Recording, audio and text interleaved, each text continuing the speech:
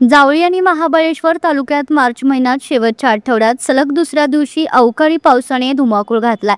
सोसाट्याचा वारा, विजांचा कडकडाट आणि ढगांच्या गडगडाटासह झालेल्या या पावसाने परिसरात दहशतीचं वातावरण निर्माण झाले। महाबळेश्वर आणि जावळी तालुक्यात सलग दुसऱ्या दिवशी अवकाळी पावसाने आपला दरारा दाखवून दिला। सुमारे अर्धा तास झालेल्या मुसळधार पावसामुळे अनेक ठिकाणी रस्ते जलमय झाले असून वाहतुकीवरही काही प्रमाणात परिणाम झालाय। या अवकाळी पावसामुळे पाचगणी परिसरासह जावळी तालुक्यातील मेढा, कुडाळ आणि वाई परिसरातील पावसाने जोरदार हजेरी लावली। दरम्यान ऊन पाऊस या बदलत्या निसर्ग चक्रामुळे शेतकऱ्याच्या चिंता वाढल्या आहेत। ज्वारी आणि गहू यासारखी हातातोंडाशी आलेली सुगी या अवकाळी पावसामुळे नुकसान होण्याची शक्यता व्यक्त केली जाते। सध्या या अवकाळी पावसामुळे शेतकरी आणि नागरिकांमध्ये चिंता व्यक्त होत असून पुढील काही दिवस हवामान कसे राहणार याकडे सर्वांचं लक्ष लागलंय।